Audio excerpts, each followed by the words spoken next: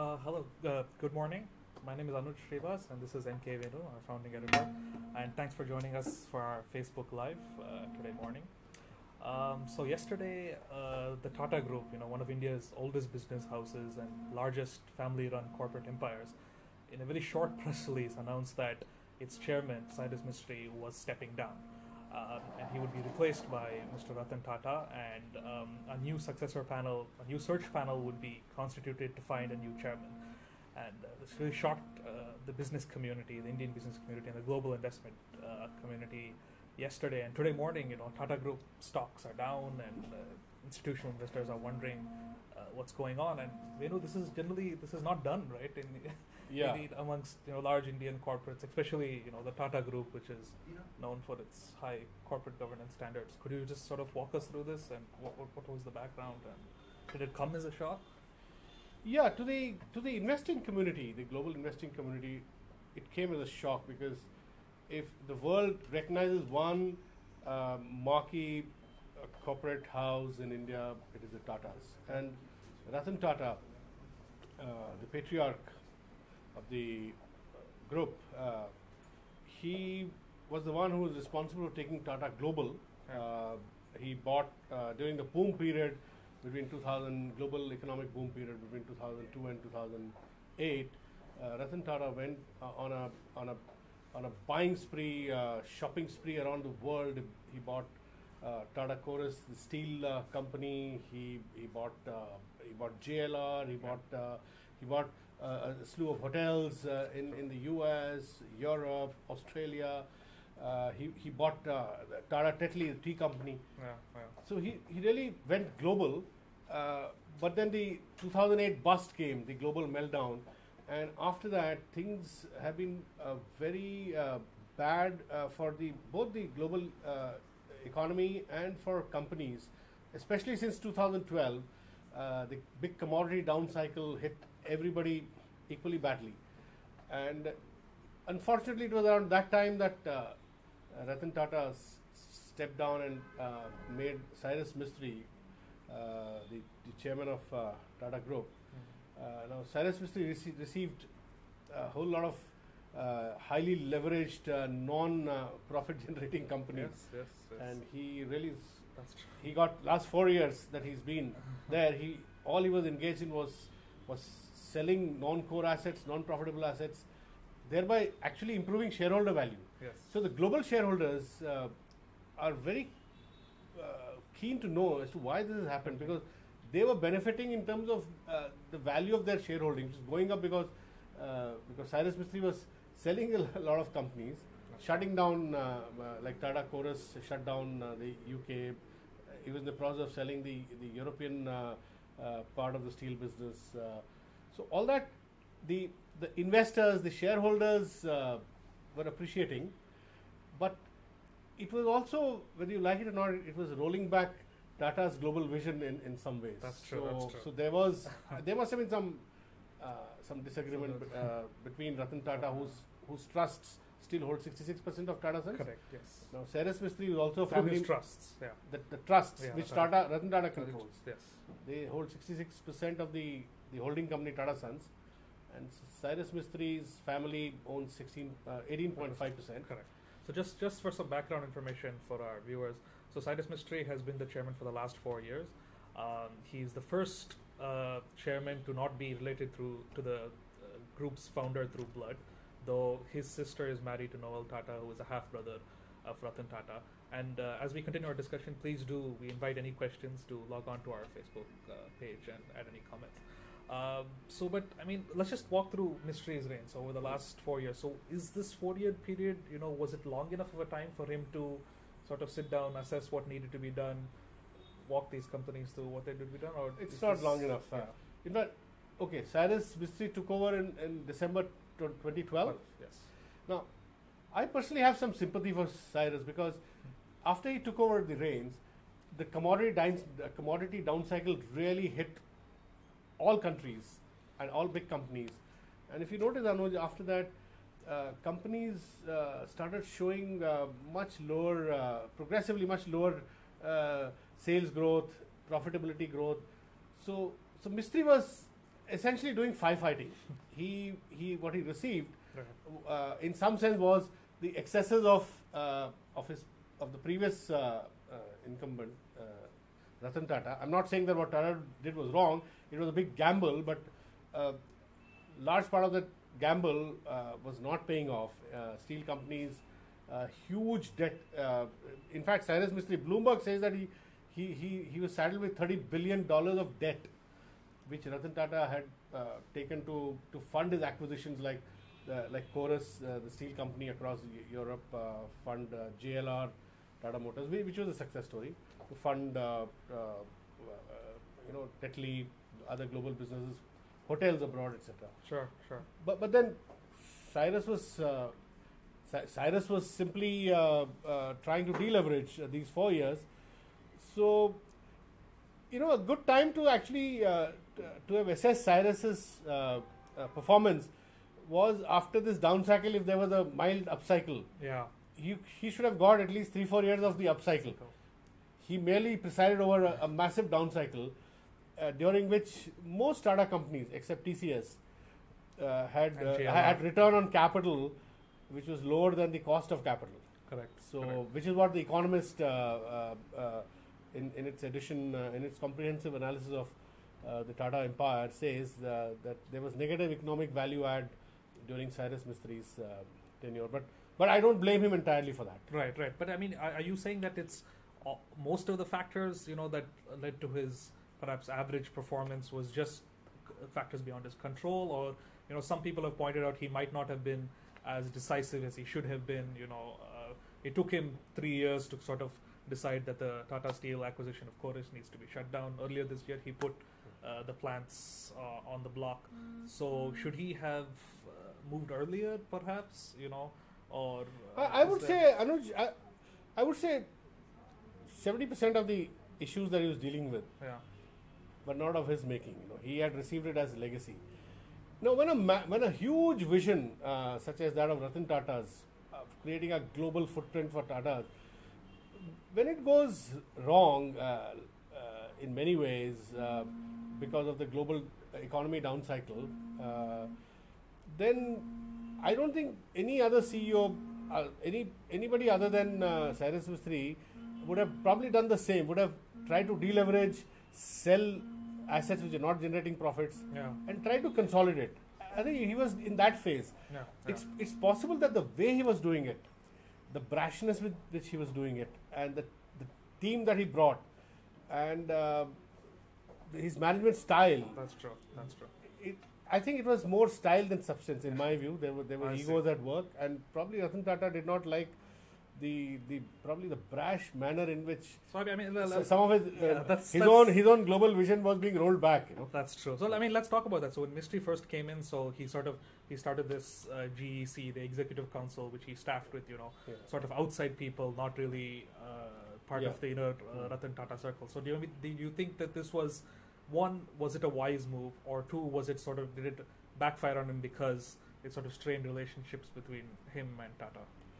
Actually, it's interesting, when he was appointed, Ratan Tata took him around, and the understanding was that he will work under Tata's guidance, and he did work under Tata's guidance because he had to understand the system from running Shapurji Palonji. The construction. He was looking at a global conglomerate, and he himself said that he would take time to understand this animal which was spread all around the world. That's true. So he was under Ratan's guidance, and Ratan Tata, who controls all the trusts which hold 65% of the shares in Tata Sons, was still powerful. That's true. And there was no doubt that he had to listen to him. And I thought of an interesting parallel. The Congress Party never succeeded when there was the Prime Minister was not also the President of the party. That's true. So for the first time, if you just take that analogy, Ratan Tata, even the Tata Group always had the chairman of the Tata Trust was the chairman of Tata Sons. For the first time, the chairman of Tata Trust was Ratan Tata, and chairman of Tata Sons, who was running the operations, was Cyrus Mistry. So I think there were disagreements. There were clash of egos. That's true. But when Mistry was appointed, 4 years ago, it was a very carefully considered decision, right? So I mean, the search panel took almost over a year for them to sure. decide. Mhm. They were talking about outside candidates, and then suddenly Mistry comes. So I mean, those conditions were they? I mean, were they taken only into account, because of the Palunji family's association with Tata, or what? How did that play out, and why are those conditions no longer true today? Anuj, it's ironical that Ratan Tata had a choice as chairman of Tata Trust, Correct. and which held 66% shares in Tata Sons. He had a clear choice of bringing a global name, may not be even Indian, because Tata was the first to get foreigners to head various companies like Tata Motors. That's true. He had a choice to bring a complete outsider, Exactly. not a family member. Yeah. But he didn't do that. He chose Cyrus Mistry because he thought he was part of the family, and he thought that he could guide Cyrus Mistry, and the vision that he had tried to put in place, which was unfinished task of Tata getting global footprint. He felt that Cyrus Mistry would be on the same page and would help steer the Tata Group in the same direction. That's true. That's right. True. But the irony is that it was Cyrus who kind of did not entirely agree with the larger vision. Mind you, the Tatas, the attitude of Tatas traditionally Yeah. has not been so focused on shareholder value. They've always been big on vision. Let's create. Let's be from salt to software. Let's be in everything that India does.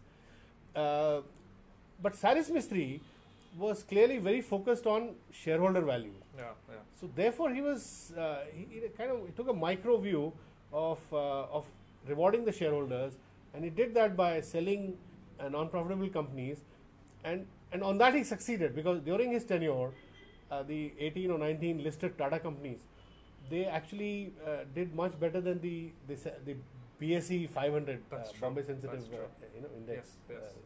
So on that score, he did not do badly. So we have some questions from our readers through Facebook. So Mr. Amir Bashir is asking, so if you had to pinpoint one reason, I know that's very hard to do, there are obviously 3 to 5 reasons. One reason for Cyrus Mistry's sacking, what would it be? Well, the one reason would be that Ratan Tata had a way of doing things. Again, I say it's style more than substance. Yeah. So Ratan Tata expected him to manage things in a way that would be sort of aligned to his way of thinking, Ratan Tata's way of thinking. Tata is a larger than life figure. He would, for instance, I read the reports which say that Ratan Tata did not agree with the way Cyrus managed the chorus shutdown. That's true. In UK. A lot of bad press they got.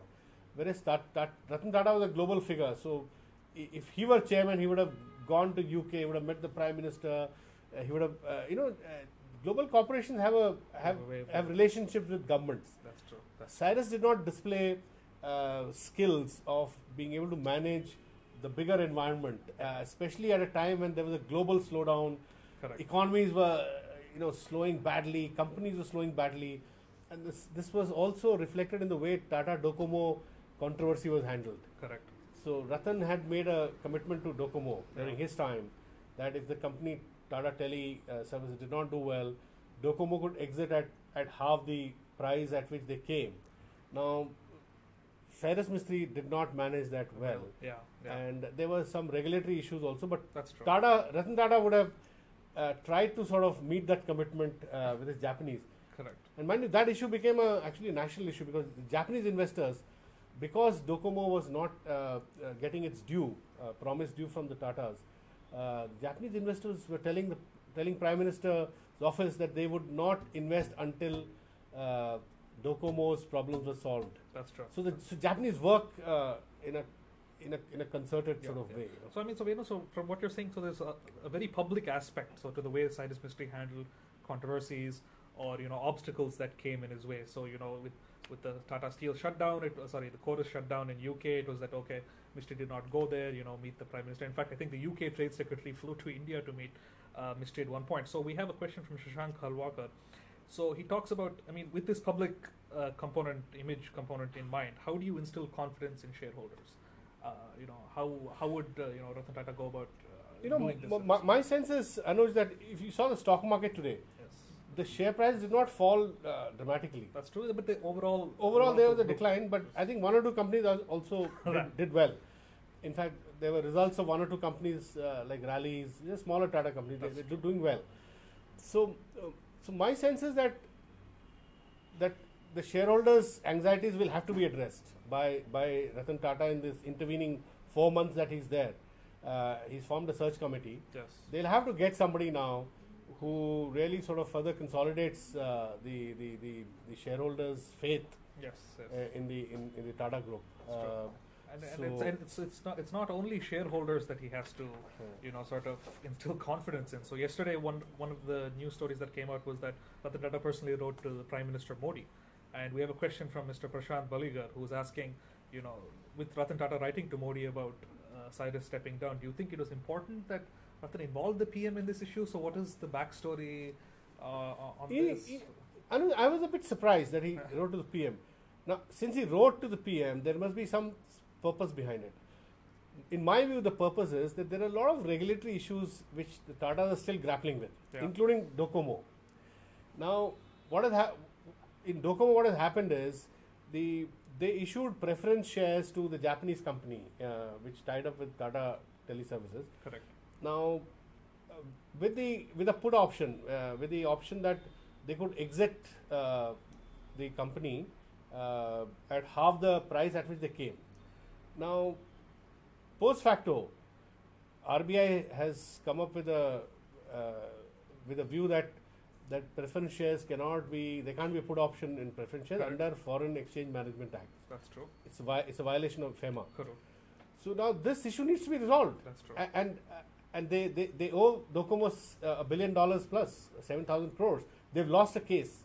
So this will have to be resolved. And I think he's gone to he's written to the PM just to assure him that under his stewardship they will resolve some of these issues which are affecting investment sentiment. That's true. The Japanese are not investing in India because they're saying that you should first resolve the Docomo issue.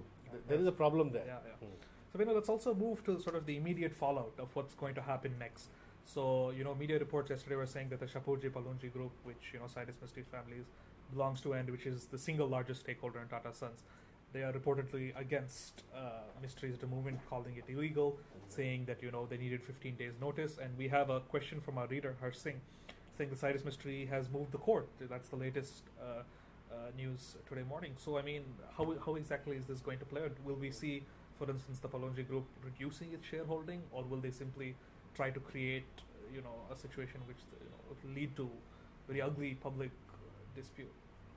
There might be some ugliness, but I have a view on Pallonji's 18.5% stake in Tata Sons. Yes. You cannot sell your stake in Tata Sons because it's a holding company. It doesn't have a free float. Correct. Right? So I don't know how this will pan out. I don't think Pallonji will go for an all-out battle with Ratan Tata. But there will be some negotiation now between the two because Cyrus Mistry, mind you, is still a director in a whole clutch of companies, Tata companies. Correct. Now, whether he resigns from these companies is yet to be seen. That's true. He's officially not stepped down as director. Not officially stepped down.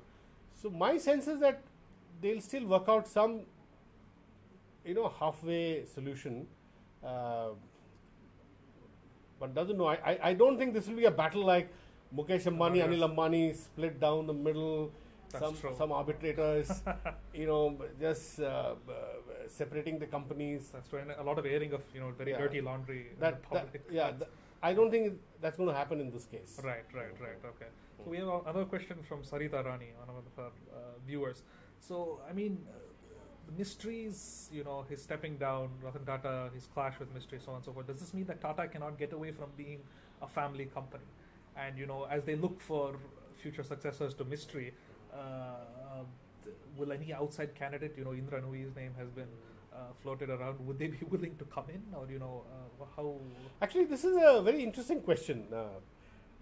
When before Cyrus Mistry was made chairman and operational head of the Tata Group back in December 2012, the general impression was that Tata are a very professionally run companies. True. They, for the big Tata Motors and other companies, if they could have got foreign trained foreigners as heads, people were expecting that Tata would probably get some outsider to run Tata Sons also as chairman of Tata Sons.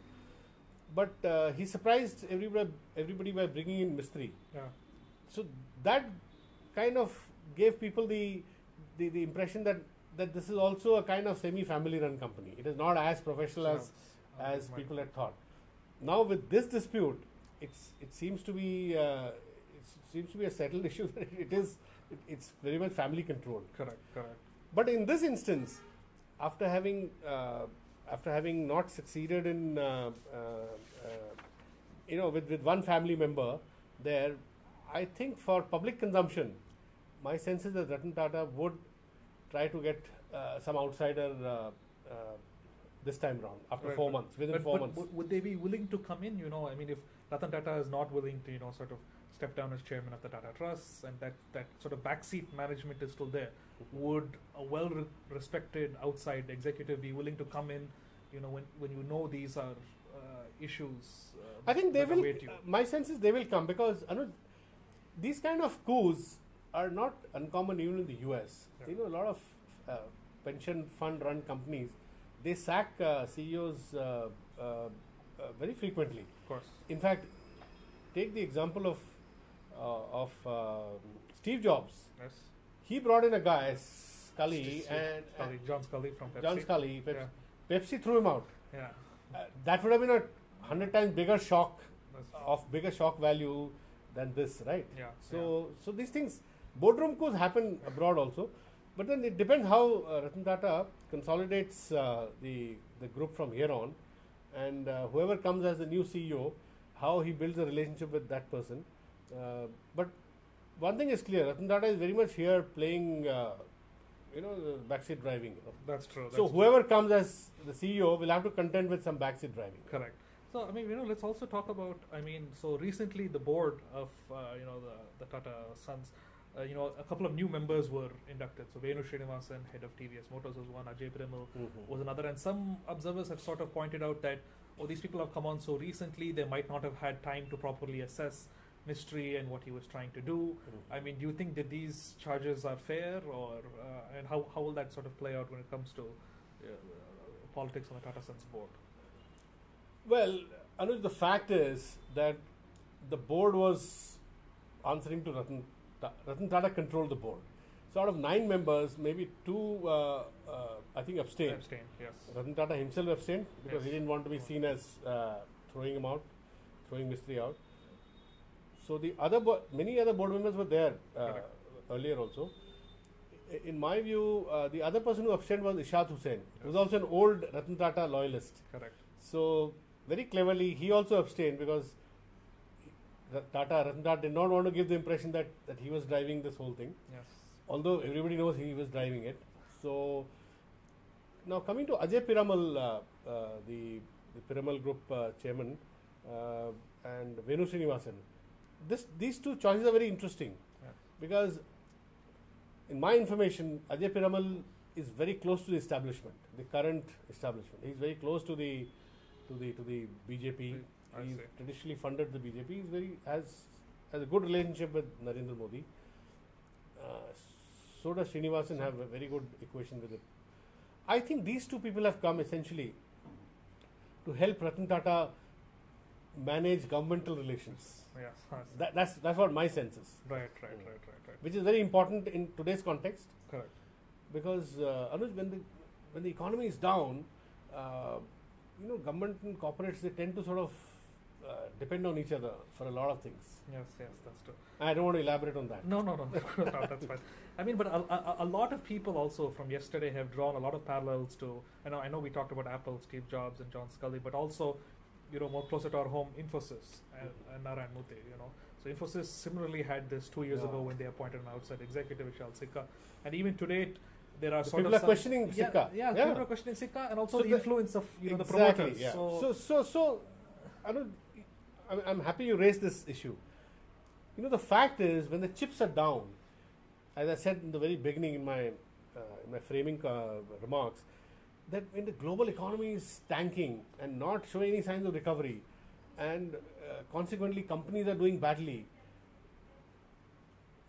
people will blame each other. When the chips are down, you start blaming each other. There is the heads of organizations are under far greater scrutiny when the when the global economy and the local economy is growing at very subpar rates. Top line growths are single digit, bottom line single digit. We've not seen these kind of low growths in since 1991. I mean, That's true. Since reforms, 25 years. So going through a particularly bad period, this will happen in other groups also. You look at Mukesh Ambani group. They've taken a huge gamble with Jio. You don't know how it will pan out because it is a profitable petroleum petrochemicals which will be cross subsidizing Jio. No one knows when Jio will be profitable. that's true. You look at other telecom companies in saddled huge debt, whether That's it's Airtel, whether it's Vodafone. Idea. Everybody's debt has exploded in the last 6-7 years since Correct. 2007, and the debt problem is not over yet. That's true. The That's banking industry is suffering true. Yeah. as a result. All these things mirror in the performance of the banking sector. That's true. So I mean, where does the Tata empire need to be headed? So where is its Geo moment? So I know Mystery had this Vision 2025 plan. He wanted to get into areas like defense, finance. Yeah. He had sort of these 4 business clusters idea, but obviously that is now with him gone. We don't know how that's going to look. But what direction do they? See need to the move? seeing the going by the requirement of the times, Mystery's overall strategy was not bad. What did he try to do? He said, get out of commodities, Correct. get out of high debt businesses, infrastructure, Tata Power, Tata Steel, Tele. sell, recover money, and invest in asset light brands. So Yes. consumer brands. That's true. So consumer brands in these times are defensive stocks. They're far safer it's far safer to be in consumer brands. Yeah. Far safer to be in e-commerce. Far safer to be an aggregator like Uber or Ola today, That's true. rather than be manufacturing auto. So I think that was his overall thrust. Although I must say Tata Motors has done well post because GLR is bringing a lot of profits, Correct. not necessarily the The domestic business. domestic yeah. business. Yes. So GLR is one really sort of bet which has hit an outlier hit the almost, bullseye, right? but it's an outlier. Yeah. All other global businesses are actually bleeding the Tatas. Yeah. 30 billion debt. It's not easy to. I don't know how they sleep That's true. at night. Well, I mean, what advice would you give Mystery's successor now? I mean, whoever it maybe, what do you think? I think whoever the successor, first of all, in these 4 months, Ratan Tata will have to. The market is the global investors are expecting that the next person, whoever is appointed, will provide stability. So Ratan Tata cannot do another Mystery after 3-4 years. Sure. So the next person will have to be around to steer the group out of stormy waters, right? Yeah. So that indication Ratan Tata has to give. He has to now communicate with the investors, communicate with various stakeholders, with his employees. He's written a letter to the employees. A lot of communication that needs to be done now, because this was too abrupt. It was very shocking. The That's investors true. were very shocked at the way this happened, and the manner in which it happened. But it's also, will he have to sort of take his foot off the pedal also, when it comes after he picks the successor, so whether, key executives that He'll have to take the foot off the operational pedal. Yes. He can outline his vision That's true. and then get them on the same page, and operationally he should let them do things their way. That's So Good. All right. So thanks for joining us for this Facebook Live. I think we've sort of covered it. But as we get more information, please do keep an eye out for our stories and our analysis, as the week and months play out ahead. Thanks. Thank you.